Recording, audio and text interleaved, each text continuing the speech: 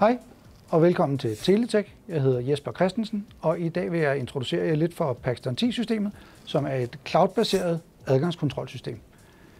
Alt bliver styret via den her lille server, som kan stå hvor som helst, bare der er forbindelse til internettet.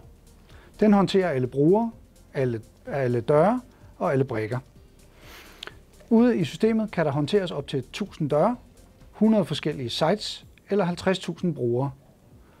Det kræver bare, at der er forbindelse til internettet ude på lokationen til de forskellige dørcontrollere. Derudover kan systemet betjenes via mobiltelefon. Du kan oplåse døren via din mobiltelefon og har mulighed for at lave digitale nøgler og brikker, så du ikke skal møde den medarbejder, der nødvendigvis nu skal oprettes i systemet, men kan gøre det hele hjemmefra. Det er da en klar fordel. Har du spørgsmål til Paxton 10-systemet, er du meget velkommen til at kontakte mig hos Teletech, eller gå ind på vores hjemmeside for at finde yderligere info.